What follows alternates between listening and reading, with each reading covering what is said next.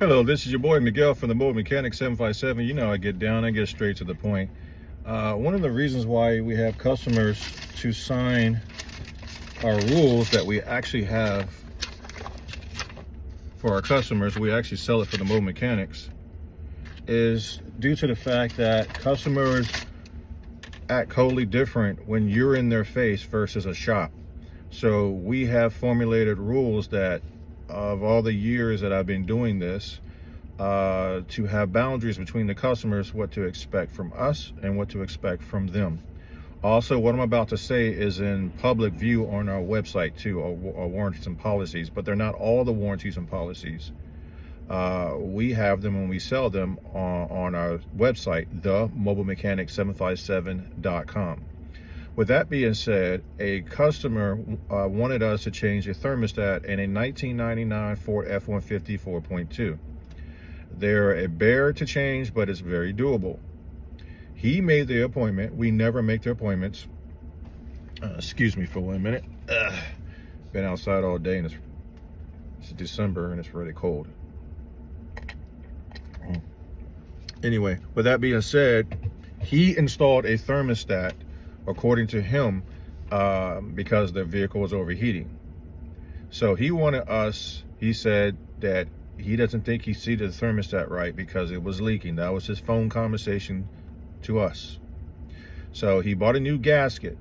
There's no reason to call a mobile mechanic or any mechanic to mess with a thermostat that you already have done unless it's leaking. So I get there. I was the one that got there. My name's Miguel. I take pictures before, during, and after the job. We were only hired to install the thermostat that was already installed, take it off, and change the gasket. The gasket, when we pulled it completely off, was broken in half. So that means he was being a He-Man, and it is what it is. So we put everything back together. He said he couldn't get the radiator hose off the thermostat housing. We took a picture. I got it off. I took all the hoses off that was necessary to do the job correctly. I took it off, put RTV around the thermostat, put it inside the thermostat housing, and then I put the gasket right on top of that. And then I let it sit with RTV. With that being said, I went ahead and reinstalled it. Mind you, when I first showed up, there was a huge puddle of antifreeze on top of the water pump and in the thermostat area. So it was leaking prior to. He admitted it was leaking when he made the phone call and I told him to make the appointment.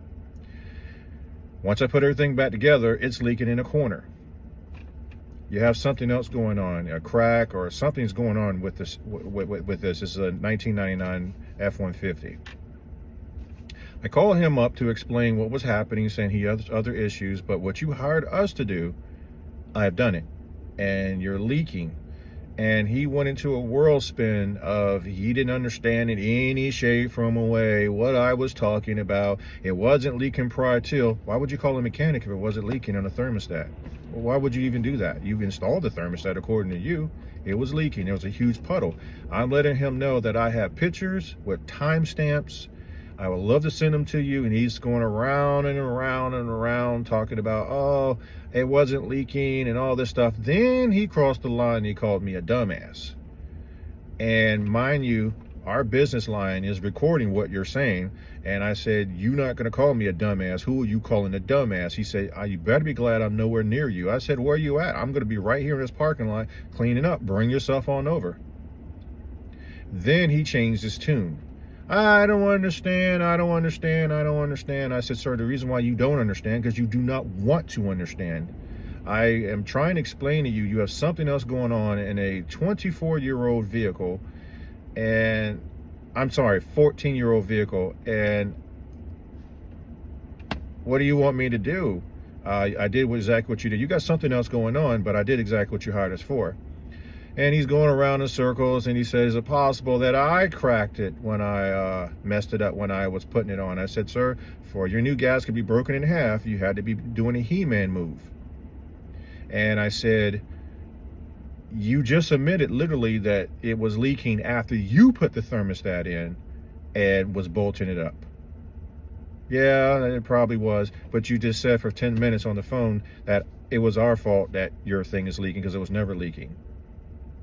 Then after that, the wife came outside and she paid. I gave the receipt. And one of our rules are if you hostile or acting crazy, whatever it is, we're never coming back to you. So I had that signed.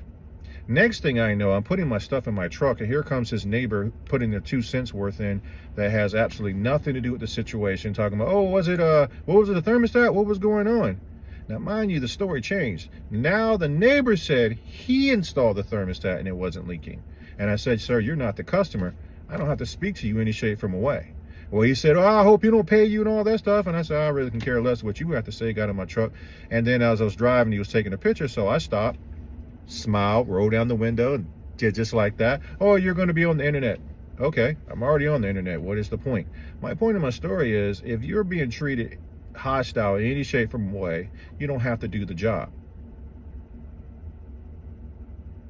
And do not let customers' attitudes fray you away from getting paid. Sometimes they do that.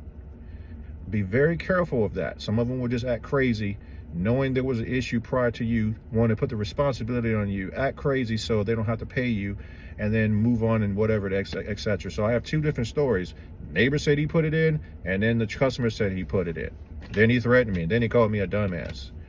Yeah, and like I told him, I didn't serve your country, and I'm not going to stand here and let you talk to me any kind of way. And after the neighbor was just yelling and screaming and carrying on too, I just waved, smiled, did like this. He said he's going to put me on in line. That's great. But the point of the story is this job was done correctly. You have another issue and taking out on the mechanic. It's not going to happen. You wouldn't do it at a shop, and you're not going to do it to me. And I didn't spend over 30-something years to be talked to like I'm a piece of garbage. And then you're going to sit there and threaten me. Well, sometimes the world is not going to just bow down to your bully behavior. And I'm never going to do it. So let everybody be the judge on how this all turned out. I did get paid. He has an issue still going on with his truck. And our company's never going to show up ever again because of his behavior. And then his neighbor wanted to put his 2 cents worth in. But the pictures and videos don't lie. If you like this video, please like, subscribe, and share. And if you found any value in this video, mobile mechanics, in mechanics, you know exactly what I'm talking about, what I just went through. Hit that super thanks button, and we donate the money to people who can't afford the repairs. Thank you.